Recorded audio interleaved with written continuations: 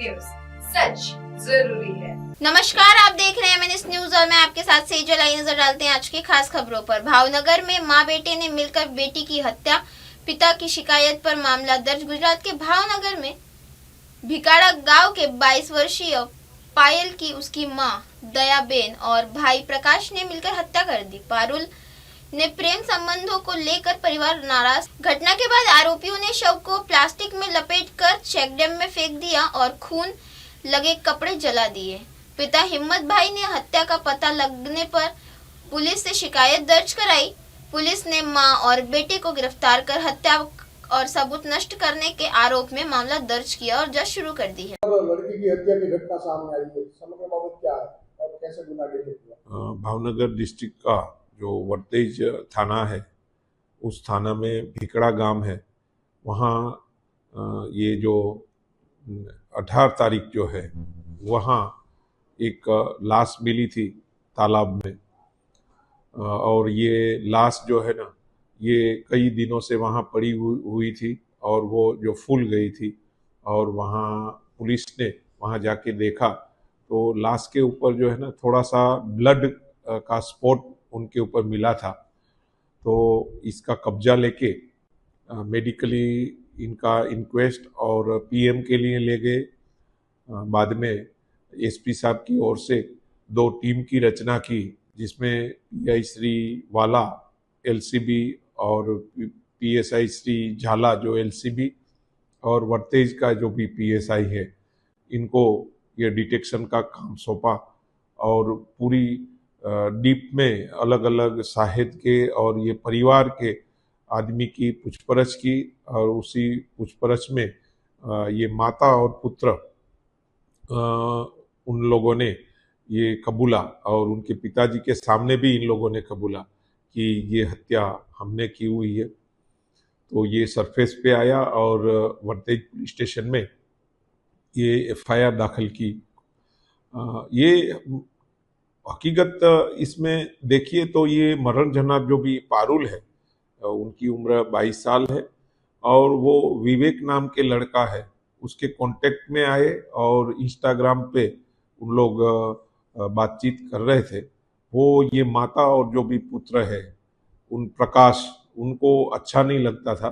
उसी कारण एक दिन इन लोगों ने इसको जो है मतलब छुरी से और ये मतलब उनकी हत्या कर दी। और बाद में उसके जो खेत है, वहाँ एक दिन ये लाश को रखा और दूसरे दिन सुबह जो है ये लाश को जो वहाँ का तालाब है उस एरिया में डिस्पोज कर दिया। और पुलिस ने उस लाश का कब्जा किया और बाद में ये जो अनडिटेक्ट जो मर्डर था उसको पुलिस ने डिटेक्ट किया हुआ है। पुलिस द्वारा ये दोनों आरोपी माता और पुत्र का जो उनको अरेस्ट कर दिया है और आज जो है नामदार कोर्ट में इसको प्रोड्यूस करने वाले हैं। अगली खबर मिली। सिलीगुड़ी मार्ग पर दुधिया ह्यूमपाई ब्रिज 16 दिन में तैयार। सोमवार से यातायात शुरू।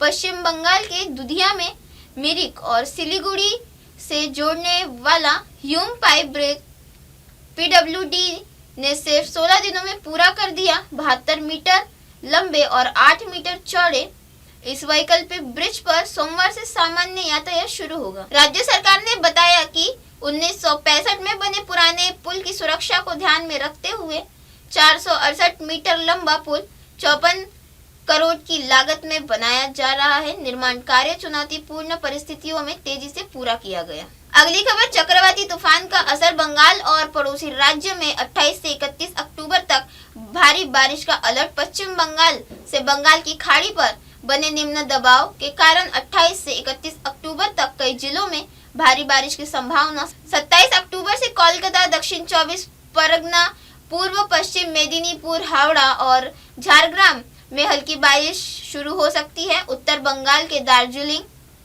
जलपाईगुड़ी और कुछ बिहार में 31 अक्टूबर को भारी बारिश की चेतावनी है। ओडिशा और तमिलनाडु में भी भारी बारिश का अलर्ट जारी किया गया है। ओडिशा के मलकानगिरी, कोरापुर, रायगढ़, गजपति और गंजाम जिले के लिए रेड अलर्ट। बाकी जिलों के लिए ऑरेंज और येलो अलर्ट है।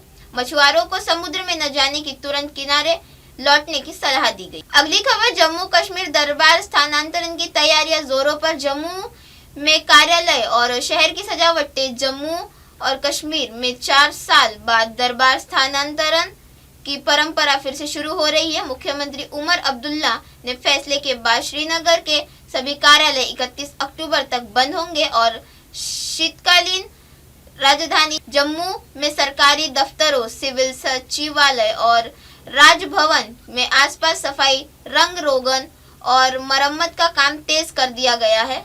पुलिस और अर्धसैनिक बलों की तैनाती बढ़ाई गई है। वहीं जम्मू श्रीनगर राष्ट्रीय राजमार्ग पर सुरक्षा की कड़ी कर दी गई है। स्थानीय व्यापारियों ने इसे दिवाली उपहार के रूप में सराहा है। अगली खबर, पलामू में छठ पर्व पर त्रासदी। सोन नदी में स्नान के दौरान 2 युवकों की मौत। झारखंड के पलामू जिले में छठ पर्व के अवसर पर सोन नदी में स्नान करते समय 2 युवकों की मौत हो गई।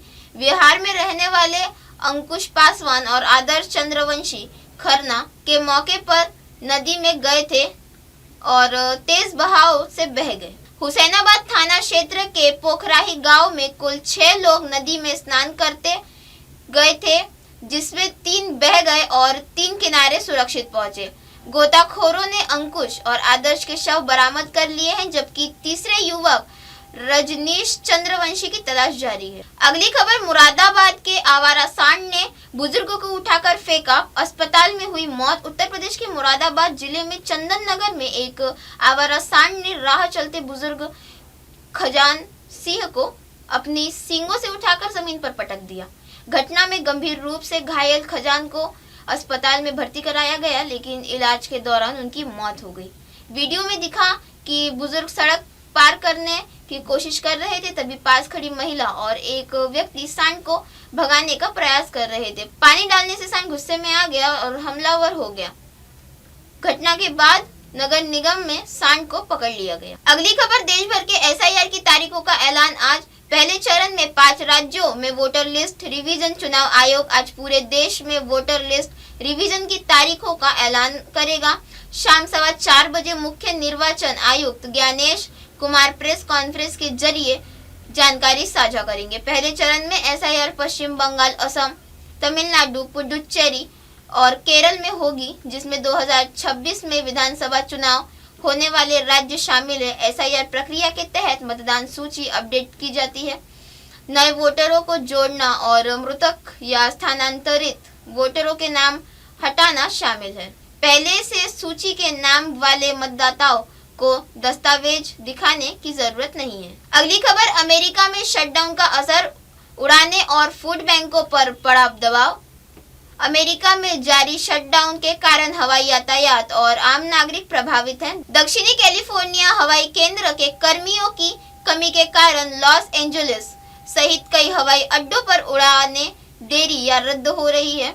शिकागो, वाशिंगटन और न्यूयॉर्क में भी विमान परिचालन बाधित है। संघीय विमानन प्रशासन के अनुसार हवाई यातायात नियंत्रण बिना वेतन काम कर रहे हैं और तनाव व बीमारियों के कारण और अधिक उड़ानों में देरी हो सकती है। वही शटडाउन भी चलते सरकारी कर्मचारियों की सैलरी रुकी हुई है, जिससे मैरीलैंड, कैलिफोर्निया, एरिजोना और टेक्सास में फूड बैंकों में लंबी कतारें लग रही है। शटडाउन 1 अक्टूबर को शुरू हुआ था, जब डेमोक्रेटिक पार्टी ने अल्पकालीन वित्तीय सहायता के प्रस्ताव को अस्वीकार कर दिया था। अगली खबर, श्रेयस अय्यर ICU में पसलियों की चोट और आंतरिक रक्तस्राव के बाद निगरानी में।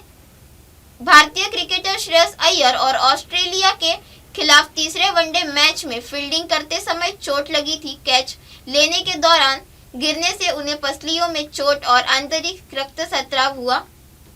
चोट के बाद उन्हें सिडनी के अस्पताल में भर्ती कराया गया और वह पिछले कई दिनों से ICU में है। सूत्रों के अनुसार उनका स्वास्थ्य स्थिर है और 2 से 7 दिनों तक निगरानी में रखा जाएगा। शुरुआती अनुमान के मुताबिक उन्हें 3 से 4 हफ्ते मैदान में दूर रहने की संभावना थी, लेकिन आंतरिक रक्तस्राव के कारण रिकवरी में और भी समय लग सकता है। श्रेयस अय्यर ने 2017 में वनडे डेब्यू किया था और अब तक 73 वनडे, 14 टेस्ट और 51 T20 मैच खेल चुके हैं। अगली खबर आरसीटीसी घोटाला, लालू राबड़ी और तेजस्वी का आज से ट्रायल शुरू। आईआरसीटीसी में जुड़ते भ्रष्टाचार मामले में आज राउज एवेन्यू कोर्ट में पूर्व रेल मंत्री लालू प्रसाद यादव, बिहार के पूर्व मुख्यमंत्री राबड़ी देवी और आरजेडी नेता तेजस्वी यादव के खिलाफ ट्रायल शुरू हो गया। आरोप है कि 2004 से 2009 के दौरान रेल मंत्री के पद पर दुरुपयोग कर रेलवे के 2 होटलों के उपपट्टे से सुजाता होटल प्राइवेट लिमिटेड को अनुचित लाभ दिया गया। कोर्ट ने सभी आरोप तय कर दिए हैं और रोजाना सुनवाई का आदेश दिया है। आरोपियों ने कोर्ट में अपना निर्दोष होना बताया है। इस मामले की जांच सीबीआई और ईडी कर रही है। इसी के साथ बने रहे देश और दुनिया की तमाम खबरों के साथ और देखते रहे MNS न्यूज। MNS न्यूजला पुढील वाटचाली स्कूप. आप देख रहे हैं MNS न्यूज, सच